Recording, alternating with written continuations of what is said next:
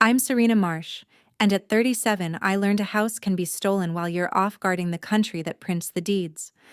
I spent 10 years saving for one thing: a seaside house for my parents, Walt and Joan, who'd been married 50 years and poor for most of them.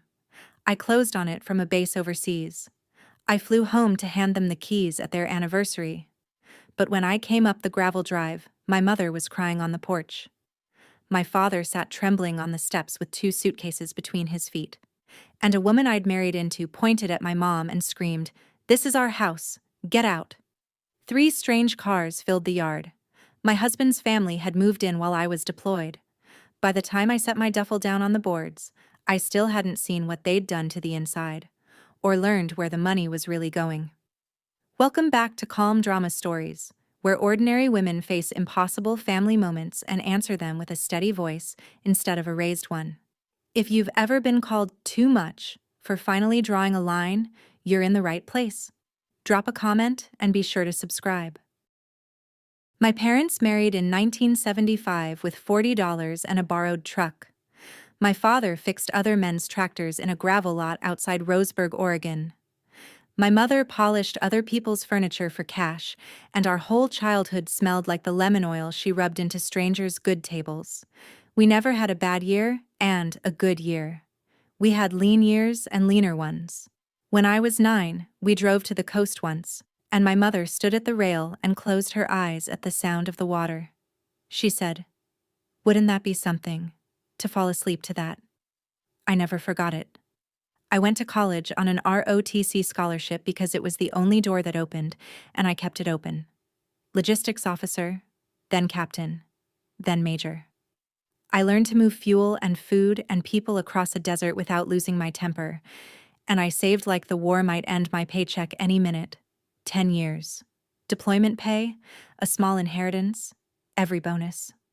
Last spring, I closed on a big weathered house on a bluff in Harlan Cove, Lincoln County, $425,000, deed in my name alone. It had a porch that faced the Pacific, and a kitchen big enough for my mother to ruin with that lemon oil smell. I signed the papers from a folding desk 8,000 miles away. I'd never set foot inside the place I bought. The plan was simple, and I'd carried it for a year. Drive my parents up for their 50th. Put the key in my mother's hand, and watch her close her eyes at the sound of the water. I should have known a plan that clean never survives contact. The last 2 months of the deployment, my connection home was thin, an hour of bandwidth, then nothing for days. My husband, Kyle, had offered to handle the house while I finished my tour. Get it cleaned, the porch sealed, ready for the party. It was the one helpful thing he'd offered in years, and I was grateful. And that should have been my first warning. The utility statement started climbing. Water, power, garbage, all of it. The way a house climbs when more people live in it than should. I asked Kyle about it on a scratchy call. He said the cleaners ran the heat. I asked him to forward the account login so I could watch the bills myself. He said he'd get to it. He never did. My parents mentioned, lightly, that Kyle's people had been out at the coast a lot lately, helping. My mother is too kind to gossip, so when she says something twice, it means something. I wrote it down. I asked the base legal office, hypothetically, how I'd add my parents to the household records on a property I owned. I started the paperwork. But I was overseas, on a base I couldn't leave, closing a chapter I couldn't pause, and every lever I reached for needed a hand on the ground I didn't have. Kyle sent one photo to settle me. The living room, all cleaned up. The angle was strange. Tight on a single corner, cropped hard, like a real estate listing trying to hide a water stain. I stared at it longer than a clean room deserves. What were they keeping out of the frame? Here's the thing my family kept forgetting about me. I don't panic. It's not a virtue. It's a tool I sharpened in rooms where panic got people hurt. When a convoy plan falls apart at 2 in the morning and 12 people look at you, you learn that the loudest person in the room is almost never the one in charge. My soldiers used to repeat a line I'd say when a briefing went sideways. Somebody would start spinning, and I'd set down my coffee and say it flat. "I'm calm. That should worry you." It always landed, because calm from me meant I'd already moved past the feeling and into the plan. But calm has a cost, and mine had a name: over-responsibility. I was the one who fixed things. My family's things, Kyle's family's things, everyone's things. When a car died, when a lease went bad, when somebody's rent came up short, the call came to me, and I answered it, every time, for 20 years. So when Kyle's mother needed a place to land after her lease ended, and Kyle said, "Just for a little while," I'd said yes from across the ocean without thinking hard enough. I'd built a lifetime of teaching them that Serena absorbs whatever you hand her, that she carries it and doesn't complain. I thought that discipline was for the field. I thought the hard part of my life happened in places with no running water and people shooting at me. The hardest thing I'd ever do was waiting for me at home, on a porch, with a wind chime missing. I landed in Portland on a gray Thursday and rented a car at the counter, still in my uniform. 2.5 hours to the coast. I drove it with the windows cracked, breathing out the recycled airplane air, rehearsing the moment in my head like a mission brief.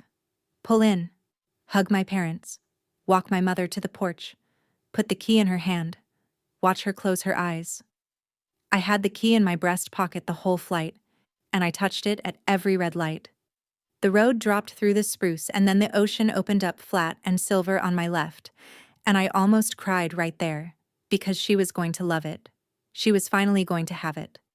Then I made the last turn onto the gravel, and my foot came off the gas on its own. There were 3 cars I didn't know in the drive.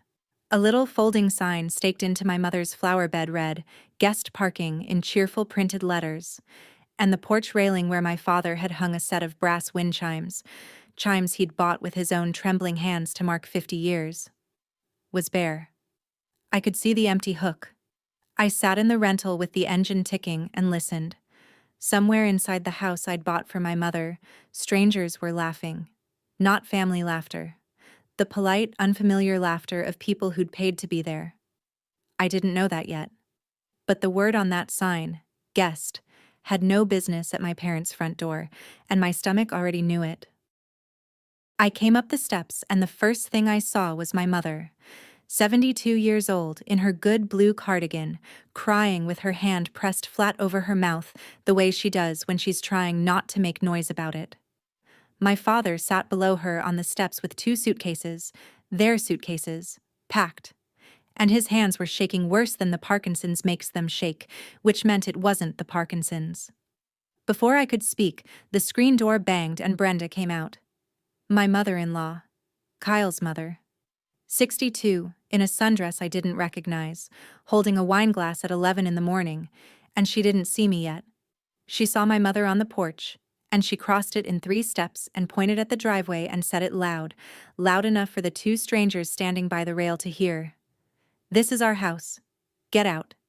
My mother flinched like she'd been slapped. My father started to stand and couldn't. And I want you to understand what 20 years of training does to a person, because every cell in my body wanted to put Brenda through the railing, and instead I set my duffel down on the boards, slow, and I let the silence do the first part of the work. The 2 strangers looked at me. The uniform does that. Brenda half-turned, irritated, expecting one more person to manage.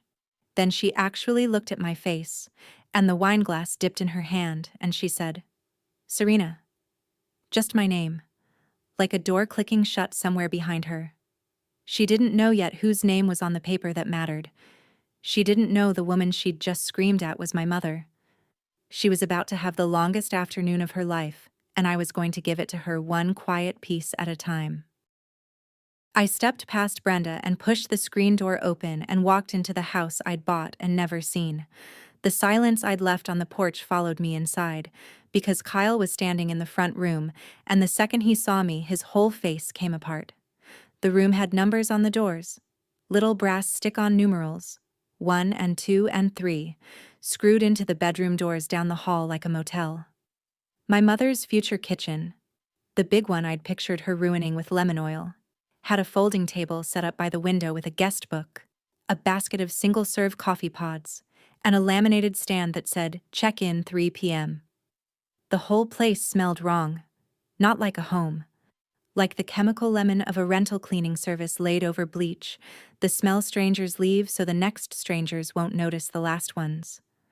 My mother's lemon oil smells like care. This smelled like a cover-up. A younger man I half recognized as Kyle's brother Dustin came out of the hall carrying folded towels stacked on his forearm like a bellhop. Saw me, saw the uniform, and stopped so fast a towel slid off the top. Kyle found his voice, and it came out small. "Serena, honey, you're early." I looked at the numbers on the doors. I looked at the check-in sign. I looked at my husband holding nothing and explaining nothing. "You're running it like a hotel," I said. It wasn't a question. The look that passed between Kyle and Dustin answered the only question I had left, whether my husband was a bystander to this or a partner in it. I had my answer. I just didn't say so yet. Everyone braced for me to blow. That's the thing about people who yell. They only know how to defend against more yelling. So I didn't give them any. I turned around, walked back to the porch, and crouched down in front of my father. "Dad, we're going to get a clean room with 2 beds and good pillows, and you're going to sleep tonight." He tried to apologize, and I wouldn't let him. I carried their suitcases to the rental myself, one in each hand, past Brenda, who'd gone quiet and was working out the math of the uniform and the name. I drove my parents 15 minutes up the highway to a little oceanfront motel, a real one, with a license on the wall. And I got them a room facing the water, and I made my mother sit on the bed while I ran the heat. She kept saying she didn't understand. They'd come to move in like we planned, and Kyle's mother had told them there had been a change. I said, "There's been a change. Mine." That made her almost smile. I got them dinner. I waited until my father's hands went still in sleep. Then I sat in the motel's plastic chair under the buzzing lot light with a legal pad on my knee, and I did the only thing I know how to do when something's broken on a scale too big to lift alone. I made a list. Who was living in my house? Since when? Who'd put the listing up? Who was holding the money? I wrote it in block letters, the way I'd write a movement order. Tomorrow I wasn't going to argue with anyone. Tomorrow I was going to find a lawyer. Paula Renner kept an office above a bait shop in Newport, 20 minutes south, real estate and landlord-tenant law, gray bob and reading glasses on a chain. I laid the deed on her desk first. My name. Only my name. She nodded slowly, and then she gave me the bad news, because good lawyers lead with the wall you're going to hit. "How long have they been living there?" "More than a month," I told her. She took her glasses off. "Then here's the part you won't like. In Oregon, once someone's been residing in a place, you can't just change the locks and put their things on the lawn. That's a self-help eviction, and it's illegal here. If you do it, you can end up owing them." I felt the floor tilt. The deed had my name on it, and it still wasn't enough to open my own front door. Paula saw my face and held up a hand. "You don't kick the door. You go through the court. It's called an FED, forcible entry and detainer. You serve proper written notice. You file in Lincoln County Circuit Court. You let a judge sign the order. It takes a few weeks. It's slower than you want. It's also bulletproof, if you do every step clean. And before you ask, no, I can't promise you they're even tenants. No lease, no rent paid to you, a couple of them closer to guests or holdovers, and Dustin running an unlicensed rental on top of it all. The law has a different door for each of those, and a judge might send them through anyone. But I'm not going to gamble on which label sticks. The Fed Road treats them as if they hold the strongest claim they could possibly make, so whichever one they turn out to be, the order still holds. We take the careful road on purpose." Then she leaned forward, and for the first time something in her eyes sharpened. "Now, you said they're renting rooms? On a booking site? That's a different animal. They don't own it. They're operating a short-term rental, and out here on this coast that needs a permit and pays a lodging tax. If they've got neither, you've got more than a family fight. You've got leverage." I'd come in braced for a brawl I'd have to win with my hands. I walked out with something better. A process. "They won't let me kick the door," I said in the stairwell. "Good." I've always fought better by the book. I went back to the house that afternoon to try it the civilized way first. I'm not a monster, and a judge likes to see you offered an exit. I found Brenda on my porch, in my mother's chair, with Kyle's Aunt Marlene beside her, the two of them sunning like they'd earned it. I kept my voice even. Brenda, I'm only going to say this kindly once. This is my house, my parents are moving in, and your family needs to make a plan to be out. Brenda laughed at me. An actual laugh, head back. Your house, she said. Bought with whose marriage? You people are nice, Serena, but you're farm people. You don't know how to make a thing like this work. We do. We made it pay. Marlene nodded along like a backup singer. Then Brenda delivered the line she'd clearly been saving, slow and satisfied, the line I'd hear in my sleep for a while. Honey, you were never really one of us. Kyle was inside. I could see his shape through the screen, not coming out. And the cruelty of it almost worked, I'll admit. The exclusion. The dismissal of everything my parents had survived.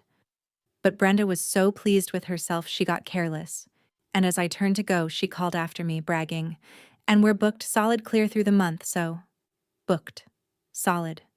Through the month. She'd just told me, free of charge, that the listing was live and full. I said thank you, and I meant it. And I'm fairly sure she thought she'd won. That night, I found it in 4 minutes. Harlan Cove Beachfront Retreat, Coastal Luxury, Sleeps 8. Host name, Dustin. $340 a night. I scrolled the photos sitting on the motel bed with my mother asleep beside me, and my hand went cold. The cover photo was the master bedroom. The big one with the bay window and the ocean. The room I'd picked out for my parents. The room I'd imagined my mother waking up in. They'd staged it with white hotel linens and a folded throw and a little card on the pillow. Photo after photo of my house dressed up for strangers. And then, near the bottom, one shot of the pool cottage out back. The little outbuilding, single room, the one you'd use for storage. With a caption underneath that read, "Owner's quarters, private. Please do not disturb." Owner's quarters. That's where they'd put my parents. They'd taken the bedroom with the ocean and sold it by the night. And they'd folded my 74-year-old father into a storage shed and labeled it on the internet so guests wouldn't bother the help. I screenshotted every photo. I saved the URL, the dates, the price. The calendar showing the bookings stacked up green through the month, exactly like Brenda bragged. I didn't record anyone. I didn't sneak anything. It was all sitting right there in public, advertised, for the whole world to rent. $340 a night, times a full calendar. I sat there doing the arithmetic, and a new question opened up that I couldn't close. All that money, weeks of it. Where exactly was it going? In the morning, my mother finally told me the whole thing, slow, over motel coffee. They'd driven up on the date we'd planned, June 3rd, the truck loaded with the few good things they owned. They'd pulled in expecting their new life. Dustin had met them in the driveway, friendly as anything, and told them there had been a little scheduling overlap, and would they mind taking the cottage, just for the busy season. My parents, who have never in their lives wanted to be a bother to anyone, said of course, and then the days went by and no one ever moved them back. Brenda told my mother not to use the big kitchen because it might confuse the guests. My mother, who polished other people's tables her whole life and finally had a table of her own coming, was told to stay out of the kitchen so paying strangers wouldn't be confused. And my father. My father had hung those brass wind chimes on the porch hook himself for their anniversary because the sound reminded my mother of the water. The third day, Dustin told him a guest had complained about the noise, so my father, who has never asked anyone for anything in 74 years, climbed up on a kitchen chair with his shaking hands and took the chimes down and wrapped them in a dish towel and put them away, so as not to be a bother in the house his daughter bought him. My mother told me that part looking down at her coffee. And my father, across the little table, said, "I'm sorry, Bug. I didn't want to make trouble for you." That was the moment it stopped being grief. That's when it went cold and clean and useful. I stood up. Nobody's making trouble for me, Dad. I make trouble. That's my job. I have to stop here for a second because this is the part where I quit feeling sorry and started taking notes. If a relative has ever moved into something you built and treated you like the guest, you know this exact cold feeling. Stay with me. There's a name on the deed, and we're getting there. Subscribe, so the next part finds you. The money question wouldn't leave me alone, so I pulled the thread. I cross-checked the utility bills, the ones that had climbed all spring while I was overseas, against the bookings. 20-some nights rented at $340. That's thousands of dollars a week moving through a house, and somehow Kyle had texted me twice that spring asking if I could float a little extra for the house. Float extra? While the place printed cash off my parents' bedroom, the math didn't close. Money was coming in like a tide and going out somewhere I couldn't see. I knew Kyle's spending, and it wasn't lavish. He wasn't buying boats. Which meant the money was filling a hole I didn't know existed. I started watching him differently. The way he flinched at the mail, the way he'd gone quiet about his contracting business all year, the jobs he used to brag about now waved off with slow season, and then, dropping my mother's prescription at the house to grab from her old room, I saw it on the hall table where the mail piled up. A windowed envelope addressed to Kyle, from a bank, and stamped across the front, in red. Final notice. I don't open my husband's mail. I never have. But this one didn't ask me to. The cellophane window framed the statement's own summary line, the way those final notices do. Amount past due, and beside it a figure with a comma in it, and under that, a balance whose comma sat a place further left than the first. I read both, and memorized them the way I memorize coordinates. The past due number that meant he'd already missed enough payments to trip a red stamp, and the balance that told me this was one account, one bank, one piece of something larger, and that the whole of it was going to be worse than the window let me see. I walked out without touching it. Whatever my husband was drowning in, the lifeline he'd grabbed was my parents' house. I just didn't know yet how deep the water went. I went back the next morning for my mother's good coat, the one she'd left in the front closet, and that's when I found the thing I'll never get out of my head. The house was empty. Guests checked out, the Voss crew gone to lunch, and it was almost worse quiet, because I could see all of it plain. I walked through the rooms with the numbers on the doors, and on the kitchen counter, propped against the backsplash where a family would keep a recipe card, there was a laminated sheet. Thick plastic, professionally printed, the kind you make when you intend to use it for a long time. Welcome to Harlan Cove Beachfront Retreat, it said across the top. Then the Wi-Fi password. Then checkout by 11 a.m., then quiet hours after 10 p.m., and then, near the bottom, the line that stopped my breath. Please do not enter the pool cottage. Owner's storage. Owner's storage. My parents were the owner's storage. They had taken the time to laminate a card so strangers would be comfortable, and on that same card they had filed my mother and father under storage. I stood in that kitchen and held the card in both hands for a long time. I'm not going to pretend I was calm in that minute. I wasn't. But I've learned what to do with a feeling that big. You don't waste it, you point it. I took out my phone and I photographed the card, front and back, in good light. Then I put it in my jacket pocket, and my fingers found my unit's challenge coin already in there, the cold brass disc I'd carried through 2 deployments. 2 pieces of cold metal in one pocket. One of them told strangers how to feel at home in my house. The other one reminded me exactly who I was. I knew which one I was keeping. Paula and I built it like a campaign, one clean piece at a time. She drafted the notice to vacate, the proper Oregon kind, the kind a judge respects. Exact wording, exact delivery, no shortcuts a good defense lawyer could use against me later. I brought her everything. The deed. The screenshots of the listing. The booking calendar. The laminated card, which she held up and looked at for a long moment, and then set down gently, like it was evidence in a worse kind of case. The climbing utility bills. She organized it into a folder while she talked. Here's what most people get wrong, she said. They're so angry they do something hot and stupid, and they hand the other side a victory. We're not going to be hot. We're going to be patient and exact. And patient and exact wins. Then she told me the second front. This short-term rental. Out here it needs a county permit, and it owes transient lodging tax. If they've got no permit, county code enforcement can issue a cease and desist, and the unpaid lodging tax doesn't disappear. It attaches to whoever ran the listing. Dustin's name was on that listing. I thought about that. So I don't have to break anything, I said. No, Paula said. You file, you report, you wait, and you let 3 different offices arrive on their own schedule.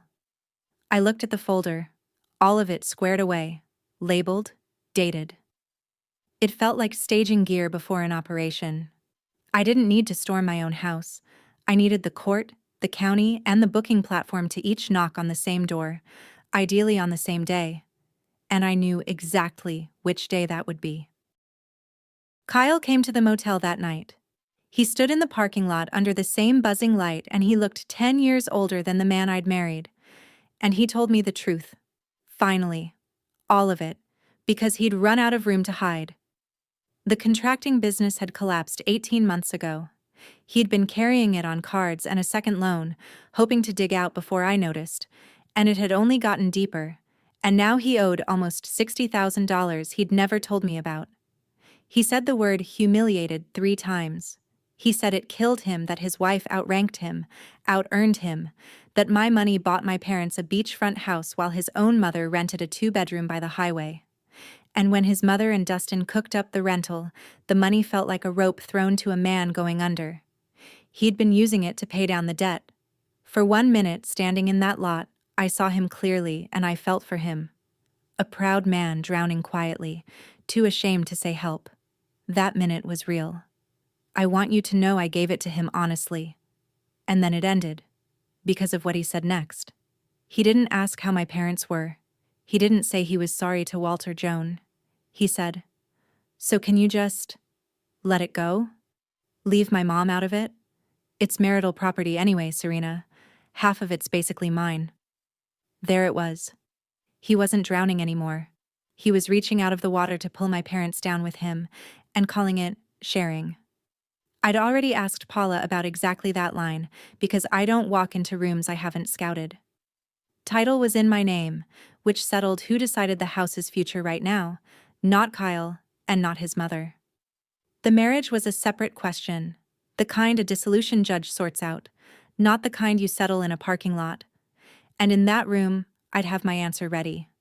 I'd kept the purchase money in my own account the whole way, the deployment pay and the savings that ran back to before him, every dollar of it traceable to me.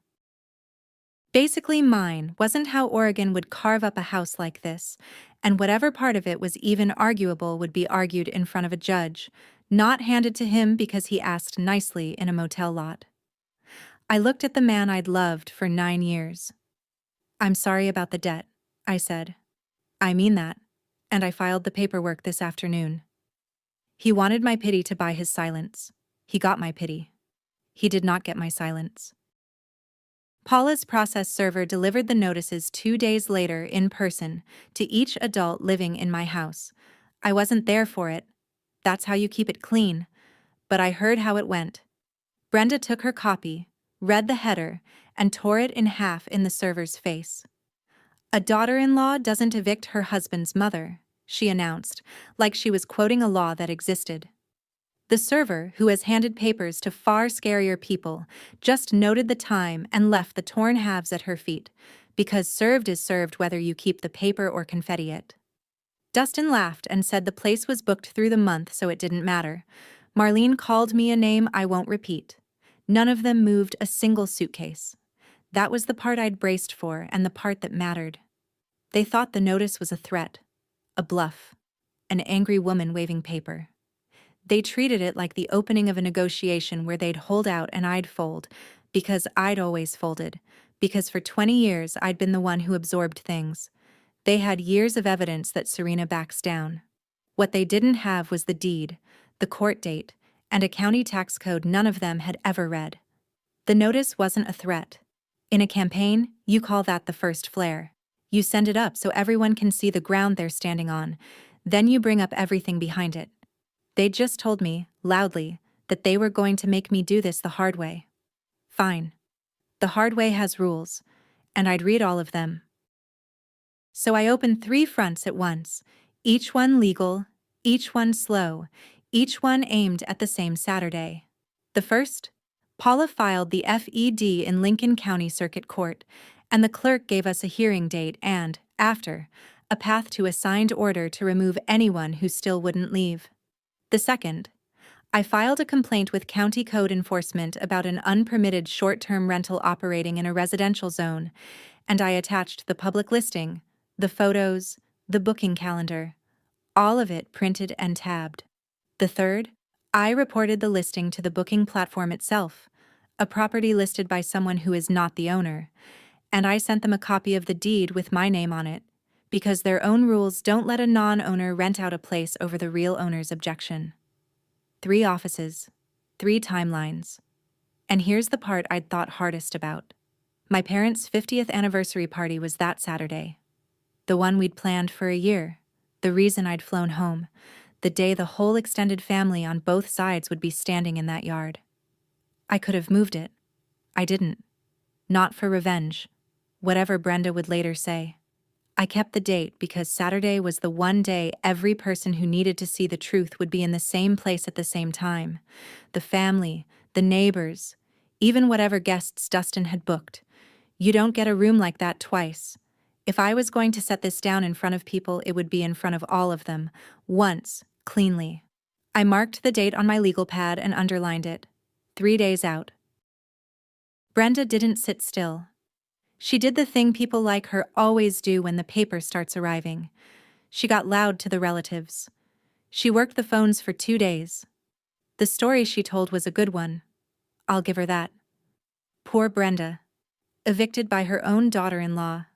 That cold army woman who'd abandoned her husband for years overseas, and now she was back to throw his 62-year-old mother out on the street. She told my cousins. She told Kyle's side. She told the neighbors at the coast who didn't know any of us, and it worked, on some of them. I got a couple of careful texts from relatives asking if I really had to be so harsh, if there wasn't a kinder way. 2 months earlier, those texts would have wrecked me. The over-responsible fixer in me would have started drafting apologies, softening, managing everyone's feelings while my parents slept in a shed. But I'd already learned the most useful thing Paula ever taught me, which is that you don't argue with a story. You let it talk itself out while the truth gets notarized. So I didn't defend myself. I didn't send paragraphs. To the relative who asked if there wasn't a kinder way, I wrote back one line. Come Saturday, bring your own eyes. Brenda was out there narrating.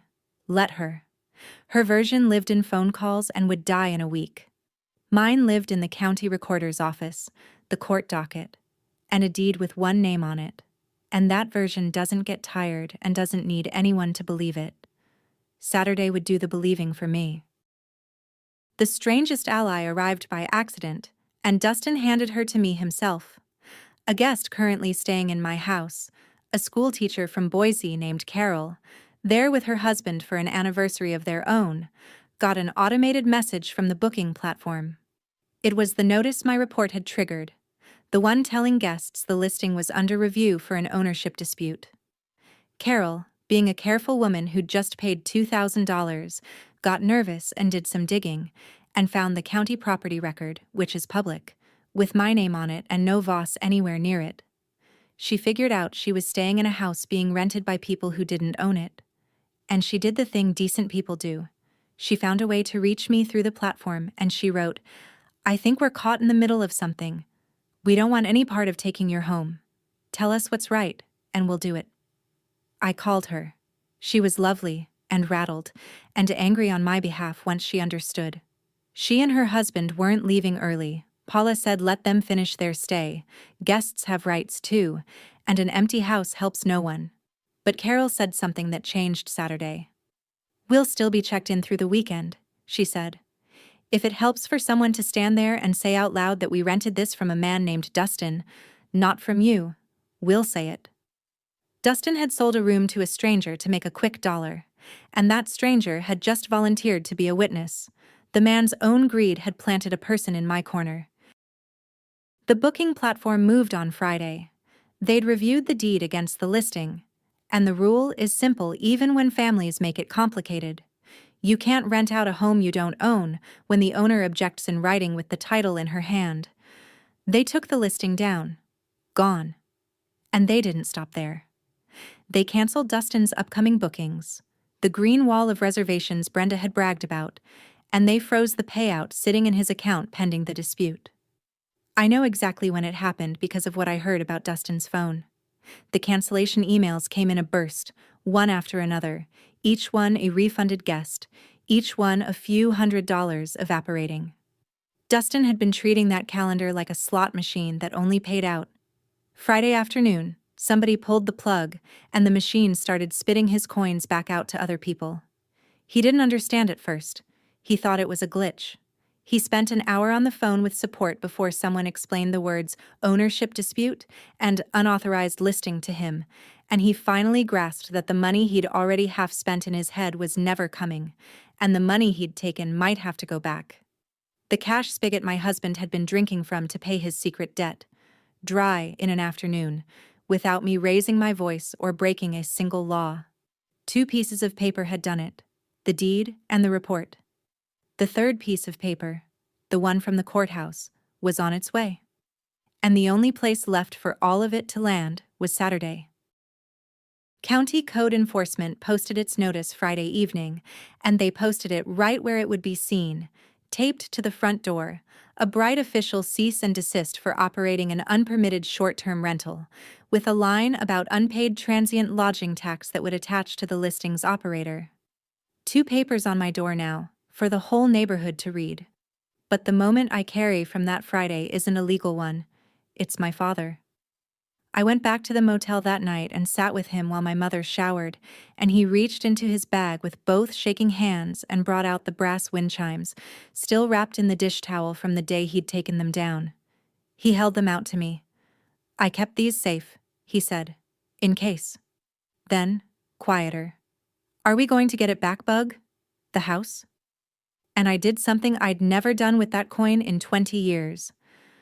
I took my unit's challenge coin out of my pocket, the brass disc that had been in my hand on my worst days overseas, and I pressed it into my father's shaking palm and closed his fingers around it. "Hold on to that for me until Saturday," I said. "It's good in a tight spot. It's never let me down." He looked at it like it was made of gold, which to me it sort of is. My mother came out and saw the 2 of us, the chimes and the coin between us, and she said, "You were always the steady one, honey." And my father said, "I just hate that you had to be." I didn't have an answer for that. Some things you just hold, the way he was holding the coin. Saturday. 50 years. And a reckoning. Friday night, Paula and I went over the plan one last time, and the plan was mostly the absence of a plan, which is the hardest kind to follow. "You're going to want a speech," she warned me. "Don't. The paper's louder than you are. Set it down. Say the minimum. Let them be the ones who can't hold it together." We laid out the folder for Saturday. The Fed was filed and the hearing was scheduled, with the order to follow. The county notice was on the door. The listing was dead and the payout frozen. Every piece was real, recorded, and outside my hands now. No one could call it a tantrum because none of it depended on my temper. I'd built something that worked whether I shouted or whispered, and so I was going to whisper. The last thing I did Friday night was lay out my uniform. Not to intimidate Brenda, though I knew what it would do in that yard full of people. I laid it out for me, because I knew that on Saturday, in front of 50 people, when the woman who'd called my mother trash screamed at me, every part of my history was going to beg me to scream back, to finally let 20 years of swallowed things come up. And I needed to look down and remember who I am when everyone's waiting for me to come apart. I am the one who stays steady when the room can't. That's the whole job. I went to sleep early. I slept fine. Across the lot, in a clean room facing the water, my parents slept in real beds, and somewhere in that room a brass coin sat on a nightstand, waiting, like the rest of us, for morning. Saturday came up bright and windy, the kind of coast day my mother had dreamed about at that railing when I was 9. I drove my parents over a little before noon, the truck behind me with their good things still loaded, because I intended for them to be unloading by dinner. The yard was already filling. Both sides of the family, folding chairs, a cooler, somebody's potato salad, kids running the bluff. And Brenda had set herself up as hostess of a party for my parents' 50 years, greeting arrivals at my door, accepting compliments on her beautiful place by the sea, a glass of wine in her hand and the county notice taped to the door 6 feet behind her, which she'd apparently decided to simply ignore into non-existence. Marlene worked the cooler. Dustin lurked at the edge, on his phone, gray-faced, still fighting with the platform about his frozen money. Carol, the school teacher, and her husband sat quietly on the porch steps where Carol had told me they'd be. My parents stood near the truck, unsure whether they were guests or trespassers at their own anniversary, and I walked up the gravel in my uniform, unhurried, and I felt the yard notice me the way yards do. The conversation thinning, heads turning, a hush rolling outward from wherever my boots landed. Brenda saw me last, because she was busy performing for an aunt. By the time she turned, half the party had already gone quiet and was looking from me to her and back. I didn't say anything yet. I walked to my mother, kissed her cheek, and stood beside her. Then I poured myself a cup of water from the table, and I waited. And the silence did what silence does. It made everyone listen. Brenda couldn't stand the quiet. People like her never can. Quiet is the one room they can't control.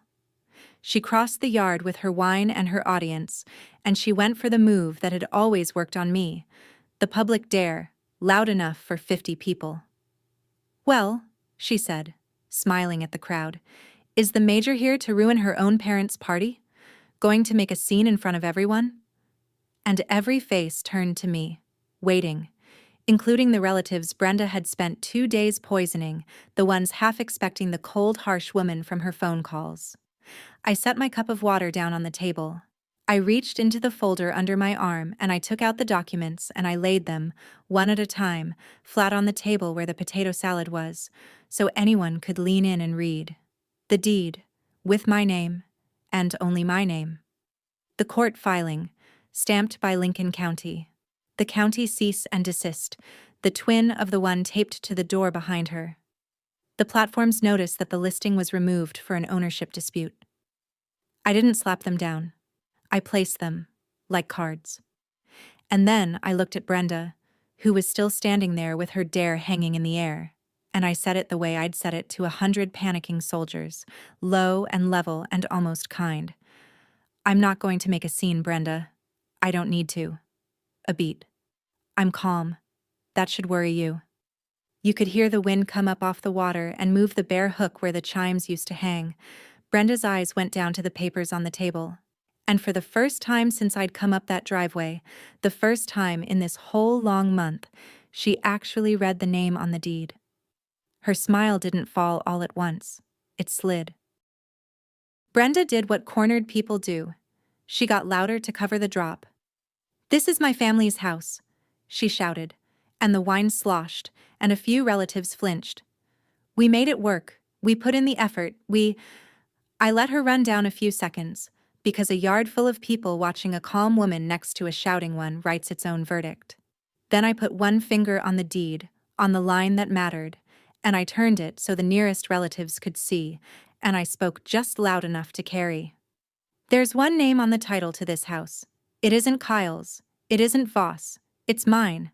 I bought it for my mother and father with 10 years of my pay."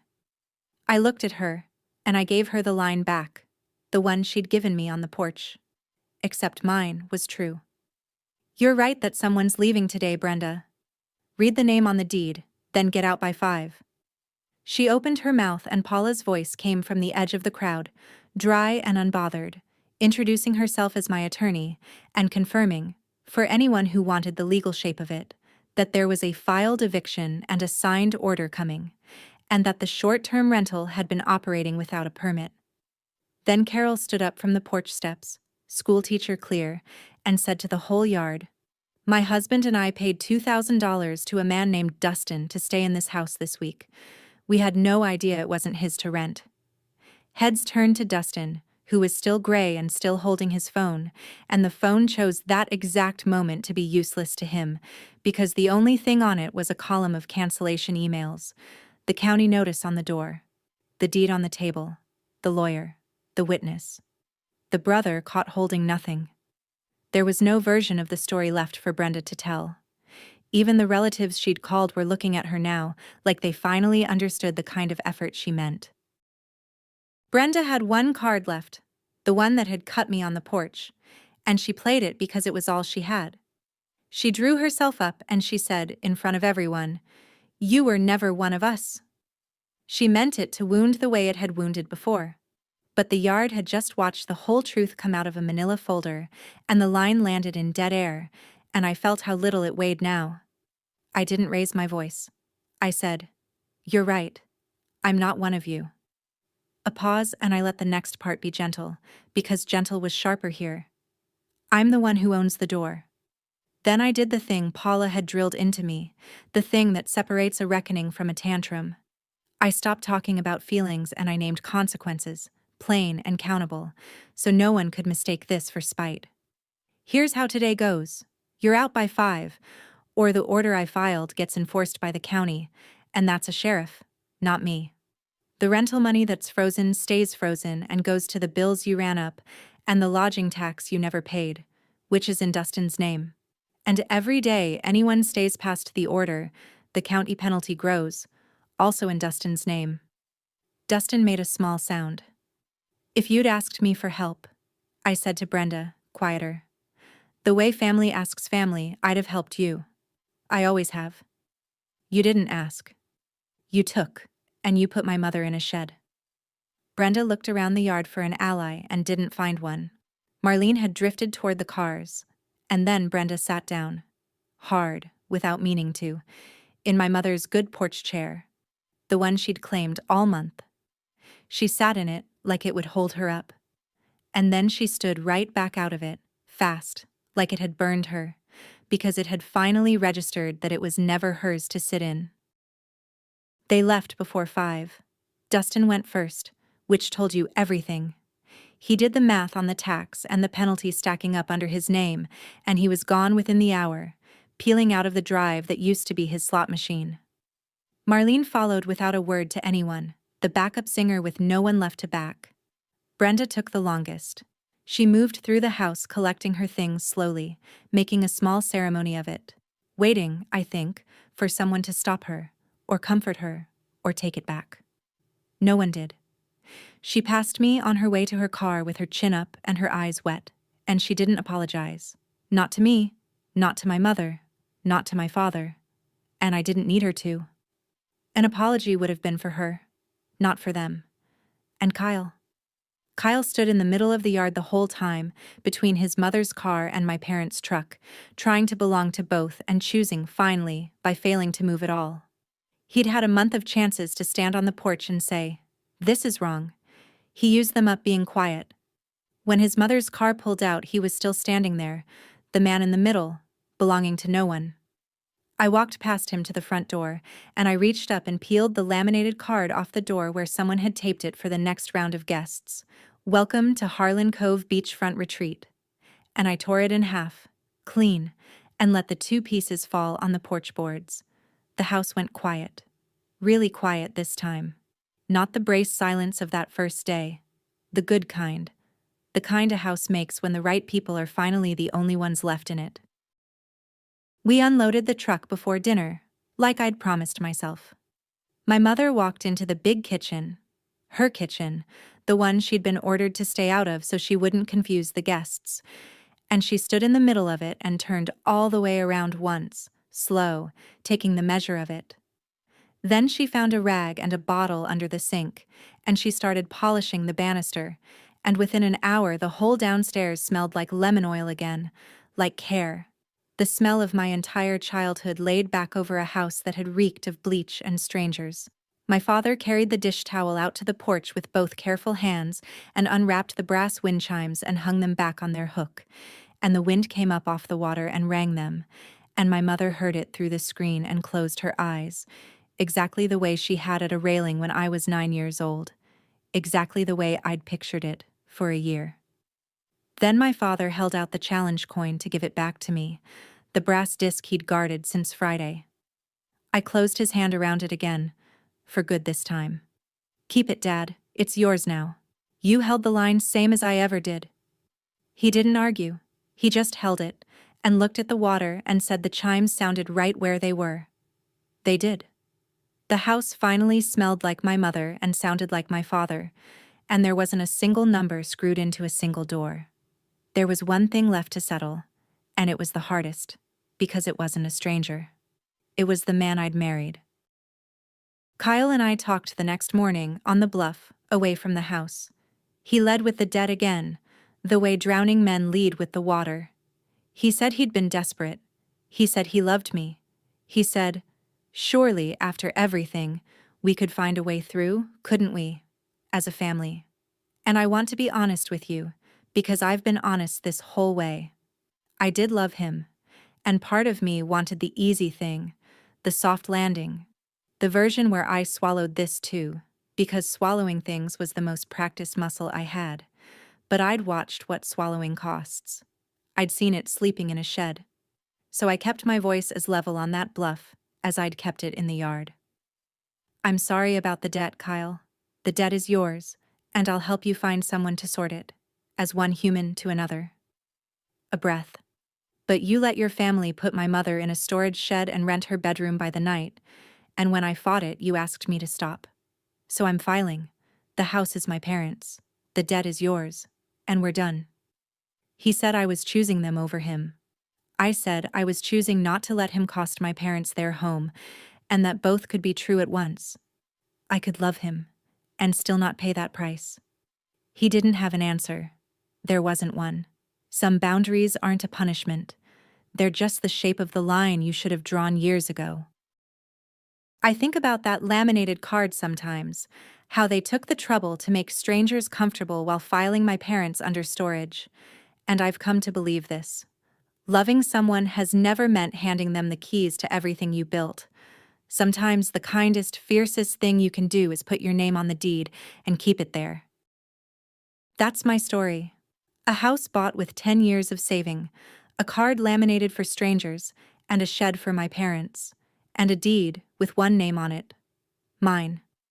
If this reminded you that a clear boundary is an act of love, not war, take that as your sign. Share it with someone who needs to hear it.